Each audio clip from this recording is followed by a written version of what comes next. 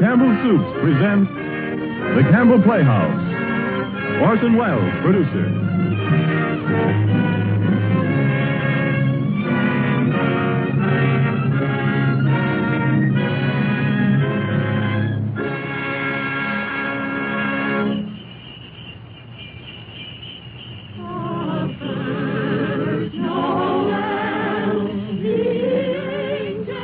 Good evening. This is Orson Welles. There are clearly a number of ways in which a Christmas carol could be introduced. Myself, I am most struck by the happy fortune that enables us on this Christmas Eve to present Mr. Lionel Barrymore, the best-loved actor of our time, in the world's best-loved Christmas story, A Christmas Carol. It is the American way, as we know, to establish traditions quickly where popular instinct and sentiment pronounce them sound. And so it is that today, actually only the 5th anniversary of Mr. Lionel Barrymore's first playing of the part of Ebenezer Scrooge for the Campbell Playhouse, there is, I think, in all America nothing more eagerly awaited, more firmly rooted in the hearts of the radio family that numbers millions, than this yearly performance of A Christmas Carol. A Christmas Carol, as Charles Dickens wrote it, has by common consent long been a classic. Mr. Lionel Barrymore's appearance in it is rapidly becoming one. And now, just before A Christmas Carol, Ernest Chappell has a special Christmas greeting from the makers of Campbell Soups. Mr. Chappell. Thank you, Orson Welles. As the old year draws toward its close, we of Campbell's feel a bond of warmth and gratitude toward each of you, our friends. For you see, in homes everywhere throughout the land, Campbell Soups have been welcomed. Day by day and week by week, you have placed confidence in us and in the foods we make. And there isn't anything we appreciate more deeply than the fact that so many of you have elected to let Campbell's make your soups for you. And so when Christmas comes, we look about to find some way to show our appreciation, some Christmas present by which to say thank you. The gift we chose 5 Christmases ago and have chosen each year since has become a part of Christmas to many and many a family. It has become a Christmas custom to gather around the radio to hear and to enjoy A Christmas Carol. And since it is Christmas Eve, we hope, too, that the younger members of the family are permitted to stay up and listen before dreams and visit of Santa. We get a great deal of pleasure planning and preparing this Christmas gift, and now it's ready. Off come the wrappings, off come the tags that say, please do not open till Christmas.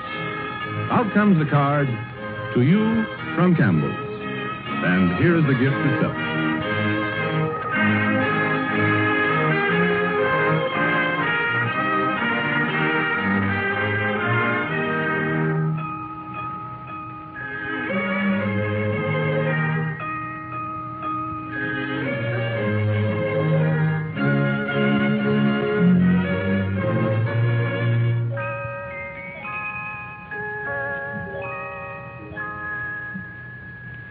Marley was dead to begin with. There's no doubt whatever about that. The register of his burial was signed by the clergyman, the clerk, the undertaker, and the chief mourner. Scrooge signed it. And Scrooge's name was good upon change for anything he chose to put his hand to. Old Marley was as dead as a doornail. Scrooge knew he was dead? Of course he did. Scrooge and Marley were partners for I don't know how many years. Oh, but he was a tight-fisted hand at the grindstone, was Scrooge.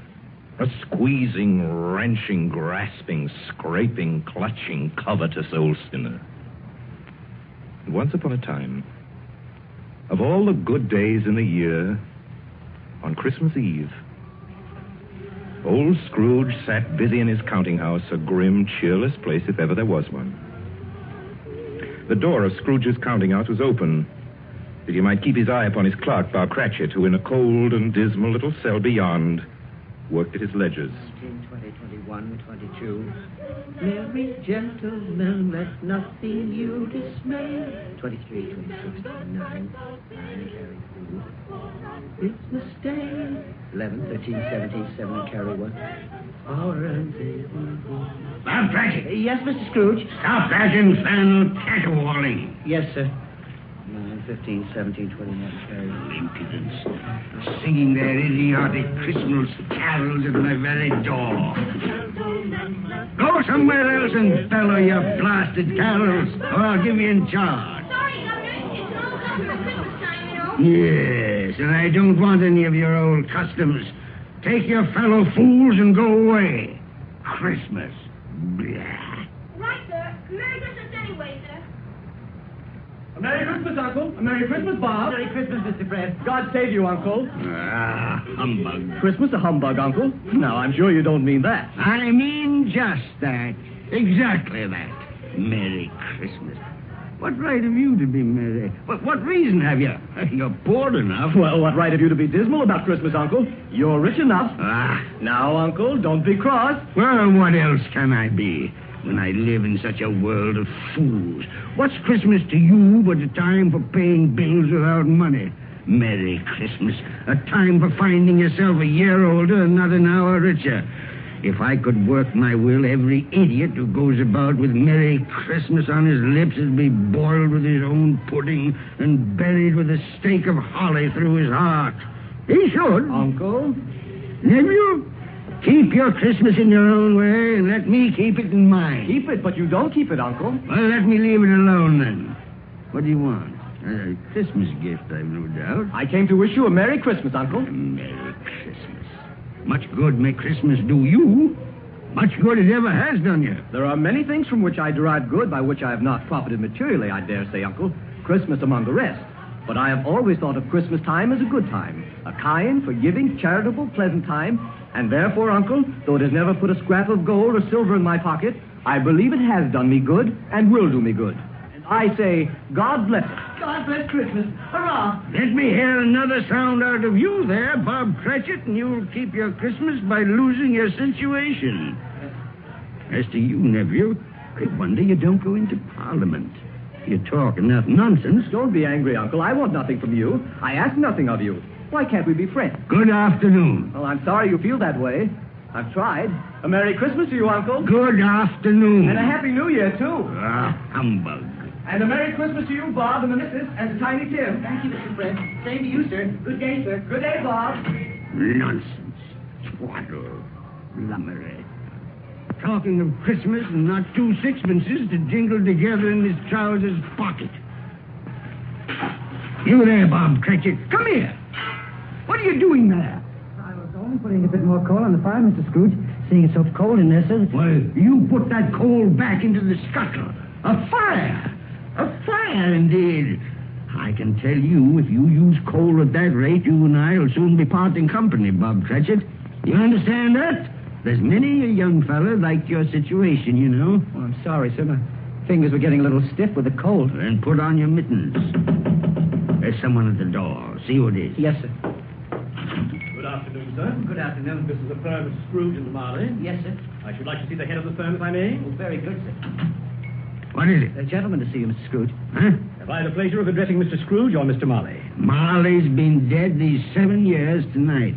I'm Scrooge. Well, now, Mr. Scrooge, at this season of the year, it's only fitting that we who are more fortunate should raise a fund to buy the poor some meat and drink and means of warmth. You may not believe it, sir, but many thousands are now in want of common necessities, and hundreds of thousands are in want of the simplest comforts, sir. Are there no prisoners? There are plenty of prisons, sir. And the workhouses? They're still in operation, I trust. I wish I could say they are not, but they are, sir. The treadmill and the poor law are in full vigor, then? Both very busy, sir. Oh, well, I'm very glad to hear that. I was afraid from what you said at first that something had occurred to stop them in their useful cause. No, sir, all these institutions that you mention are flourishing. But it's nevertheless true that some additional provision for the poor and the destitute must be made. A few of us upon change are endeavoring to raise such a fund, you see. And what shall I put you down for? Nothing. Oh, I see. You wish to be anonymous, sir. I wish to be let alone. I don't make merry myself at Christmas time, and I can't afford to keep a lot of idle people and make them merry. I help support the establishments that take care of the poor. They cost enough. Let those who are badly off go there. Many can't go there, sir. And many would rather die. Well, then, my advice to them is to do so and decrease the surplus population. Besides, I've only your word for it that all this is so. It's the truth, Mr. Scrooge. Well, so be it, then. It's not my business. It's enough for a man to understand his own business and not to interfere with other people's. Mine occupies me constantly. Good afternoon, sir. I quite understand, Mr. Scrooge. Cratchit, Show this gentleman out. Yes, sir. This way, please. Sir, I couldn't help overhearing. I should like to contribute threepence. Cratchit! Yes, sir. It isn't much, but it's all I can afford. But there are others in worse situation than I. You're a generous fellow. I wish I might say so of your employer. Cratchit! Yes, sir. Good afternoon, sir. Good afternoon. Merry Christmas. Merry Christmas. Yes, sir. Merry Christmas. Close the door. Yes, sir. I have closed it, sir. 24, 31, 1 and carry 3. A new scarlet tippet for Tiny Tim. And a comb for Martha. 33, 3 and carry 3. A hair ribbon for Belinda. 4, 7, 12, 15. I suppose you want the entire day tomorrow. If it's quite convenient, sir. It's not convenient, and it's not fair. But I suppose I can't do anything about it. If I was to stop half a crown of your wages, you'd think yourself very ill-used, I'll be bound. Well, sir, And yet you don't think me ill-used when I pay a day's wages for no work? It's only once a year, sir. Once a year. Once a year, indeed. A fine excuse for picking a man's pocket every 25th of December. But I suppose it's no good talking. You must have the whole day.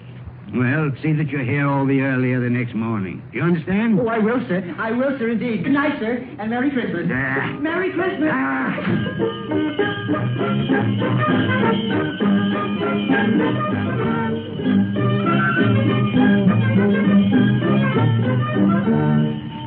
The office was closed in a twinkling, and Bob Cratchit, with the long ends of his white comforter dangling below his waist, for he boasted no greatcoat, went down a slide on Cornhill 20 times in honor of its being Christmas Eve, and then ran home to Camden Town as hard as he could pelt to play with his family at Blind Man's Buff.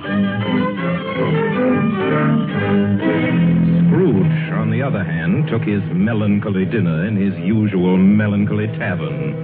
Having read all the newspapers and spent the rest of the evening with his banker's book, went to his dismal house. Darkness is cheap, and Scrooge likes it. The yard was so dark that even Scrooge, who knew its every stone, had to grope with his hands through the fog and the frost to find the door. Scrooge walked through his rooms to see that all was right. Sitting room, bedroom, lumber room, all as they should be. Nobody under the table, nobody under the sofa. Nobody under the bed, nobody in the closet. Closed the door. Locked himself in, double locked himself in. And took off his cravat, put on his dressing gown and slippers and his nightcap, and sat down before the fire to take his gruel.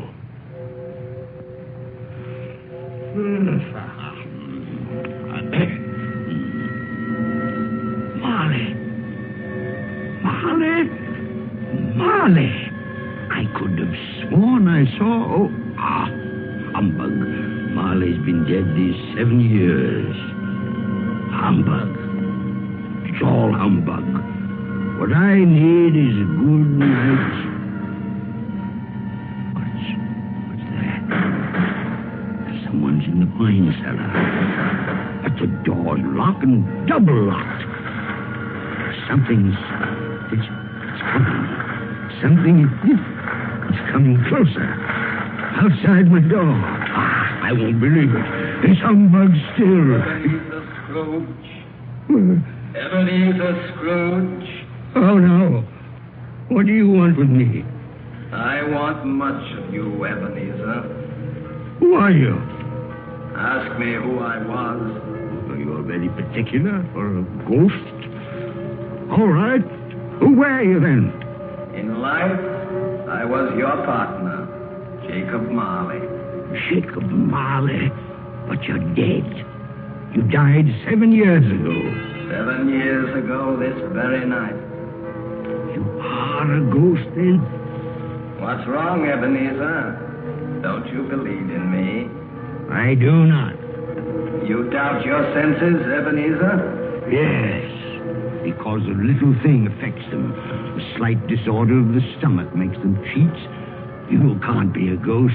You may be an undigested bit of beef, a blot of mustard, a crumb of cheese, a fragment of an underdone potato. There may be more gravy than grave about you, whatever you are.